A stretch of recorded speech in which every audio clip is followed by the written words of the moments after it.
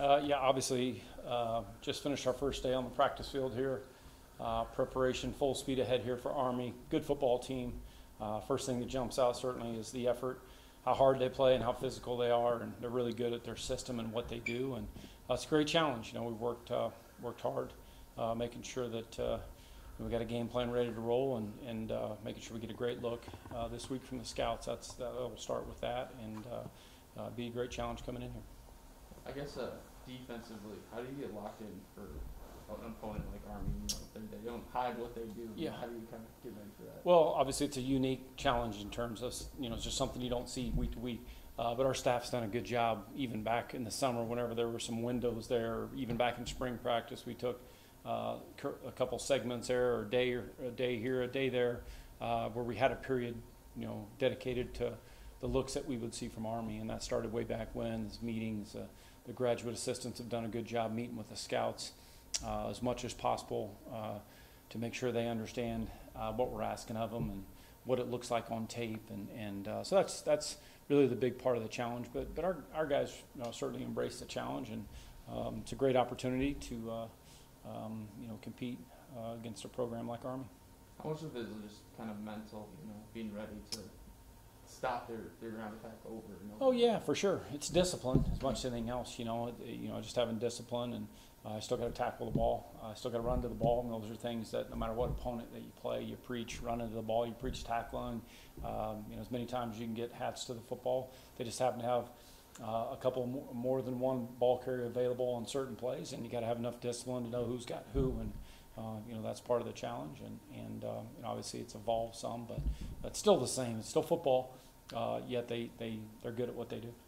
And then I guess sticking on the defensive side, Clayton Paul has been obviously last week he led the team in tackles. And how impressive have you been with him just kind of stepping into the role with Brandon Martin out these past few weeks? Yes, obviously when we missed Beamar, I knew Clayton would be ready to go. He's worked hard in our program from the time he arrived as a mid-year enrollee back as a true freshman, and he's worked hard ever since then. Weight room, he's a very smart guy, worked hard in the meeting room. He's waited patiently for his opportunity, and there's times when Coach Stockton's done a great job of getting him on the field with those guys in certain packages versus certain opponents. And but it's I'm not surprised to see what Clayton's doing, because you preach it a bunch, but he was definitely ready when his number was called. And a lot of times we view Clayton, and we had viewed him for quite some time. We viewed him as a starter in our program, and it's good to see him playing consistently since he's got his opportunity. And then last week, I think offensively for you guys, there's one turnover, but I feel like for the most part, kind of limited those, which maybe the past few weeks didn't happen. How big is that, just to limit some of those turnovers offensively to stay competitive in some of these? Well, you have to.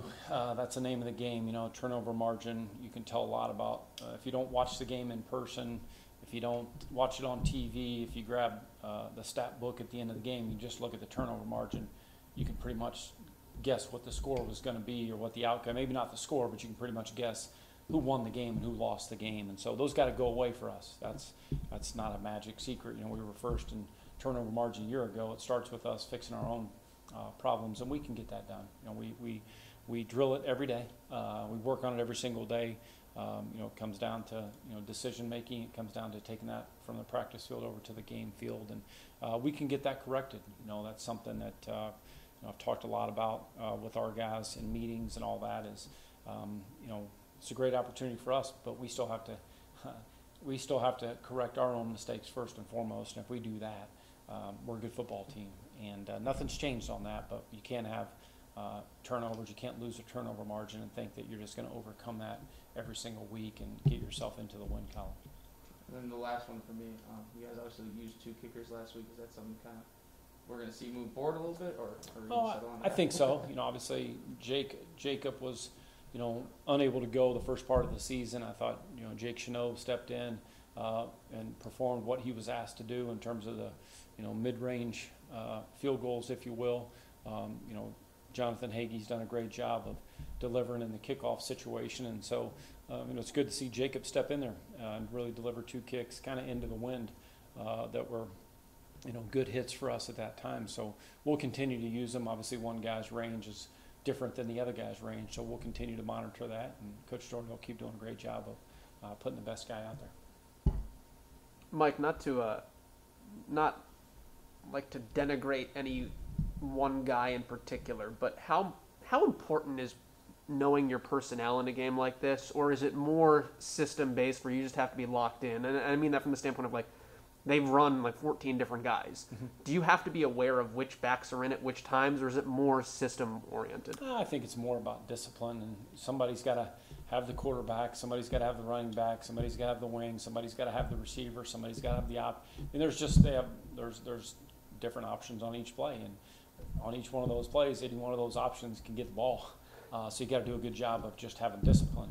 They do, obviously all those guys have opportunities to touch the ball, and so you can't leave one of them unaccounted for with what you're asking your defense to do from a schematic standpoint, and we won't. It's obviously something that they do well. They've done it well for a long time, but again, it's football, and you still have to tackle the football. And there were some opportunities where their guys broke some tackles where they had them dead to rights or had them for a 4-yard loss, and because of the effort and because of breaking tackles, it ended up in a big gain. And so that's the main thing is when we have an opportunity, we got to finish the play. It's no different, it's no matter, we got to be good at tackling, got to be a good tackling team, and it's going to come down to that again. All right, thank you.